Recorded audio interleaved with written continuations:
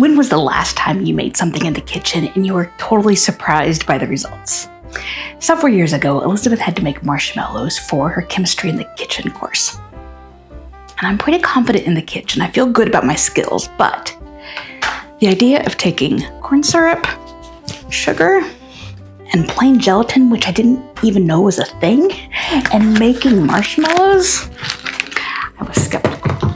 But we forged ahead, and I literally laughed out loud in surprise at the results. I could not believe how easy they were to make. Since then, marshmallows have become part of our tradition, and every year I'm surprised by just how easy they are to make. And since Ben took the same chemistry last year and had to make the marshmallows, he's now moved into our marshmallow maker. So he's going to join me, and we are going to get started. Now, the version we're using comes from Alton Brown, but they're all pretty similar. So pick your favorite recipe person. I really like, though, that he gives very clear instructions, like here's the prep work, etc.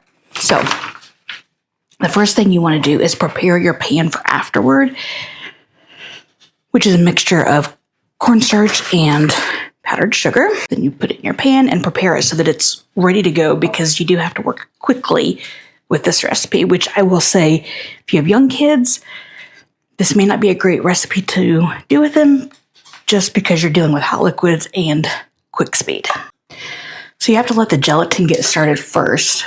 Ooh, Ben. So you're going to pour in half cup of water into a stand mixer. Now, if you don't have a stand mixer, there are ways to do this, but I don't know how. I've not done it. You're going to have to look that up. Now, the recipe does call for 3 packets of unflavored gelatin. In the Chemistry in the Kitchen Facebook group, people always ask if that means 3 of the little envelopes or 3 boxes. It means 3 of the envelopes. So don't buy more than what you need. And you're just going to let it sit there in the water to bloom. Meanwhile, the one thing I'm not great at with baking is being precise. So my husband usually does the baking. There you go.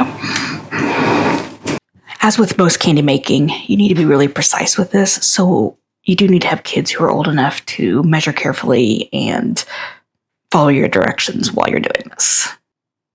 Okay, what's next? This needs to go on the medium-high heat. Okay. No. Yeah, we can go to the back. This is going to go on medium-high heat for about 3 minutes. You want to bring the water to a simmer, like around the edge. And then, this is important, don't touch the pan, because then it needs to cook for about 5 or 6 more minutes. Okay, so we need to combine this bin and then put a lid on it. Alexa, set a 3-minute timer. Do you see the white in there? That's stuff that hasn't been hydrated, in which case you need to put just a little bit more water. So start with just a teaspoon or so, and you want to finish then letting that absorb. Alexa, dismiss. Okay, 3 minutes, and it's not yet going, so we're going to cover it up for another minute or so. While we're waiting, a couple of things. This recipe does recommend using a timer or a thermometer. You do not have to, but if you have one, it is helpful. Also, this recipe is using vanilla as your flavoring. There are lots of options to do, like peppermint or chocolate or espresso. So if you want a different flavor, just Google. You'll find lots of variations. Here's what I found. Let's take another peek.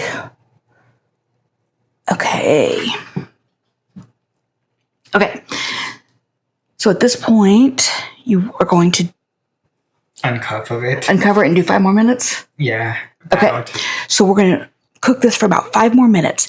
If you get sugar crystals up along the edge of the pan, you just want to use a pastry brush that's wet and brush it down. Otherwise, don't disturb this. If you've never made candy before, you'll notice that your temperature will often go up and then kind of stall, and that is normal You also don't want the bottom of your thermometer to touch the bottom of the pan, because then you're measuring the pan temperature and not the liquid mixture. You may be really tempted to stir it, but again, do not stir it. It changes the way the sugars crystallize. Okay, we're almost there, Ben. 235. 239. Gotta give it a minute. Oh, there we go. 241.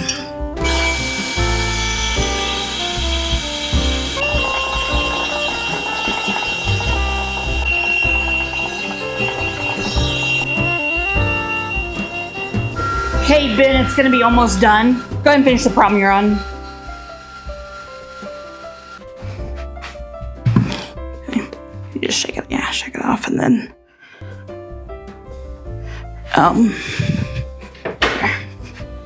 there, so you can lick it off. Now that is a giant beater worth licking. There's a meme out there that says, "Good moms let their kids lick the beaters. Great moms turn it off first." Or turn the mixture off first, and it always makes me laugh. So now you're going to work quickly and pour this into your prepared pan. Oh, that looks good the way you like. I'm sorry. Grand. Very satisfying. Okay. You want to use an very lightly oiled spatula to spread this once you get it out to make it even. And he's going to need an extra set of hands, so we'll be back. This stuff is super sticky, so make sure you've got hot water ready to go so it doesn't, for easier cleanup. Okay. He's going to spread all that out evenly for us.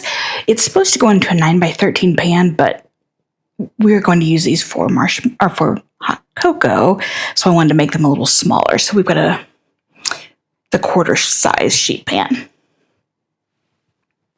And then you're going to dust this all over it, and you want to make sure you get even around the edges.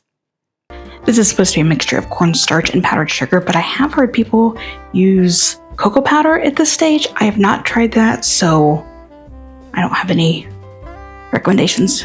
Now, the bad part about marshmallow making is that it's not ready yet. In fact, you need to wait at least 3 hours, preferably overnight. And then when we come back, we're just going to loosen these, cut them, and we'll be ready to eat. I'm not gonna burn my... It's cooled down and the mixer's off. Don't have to be able.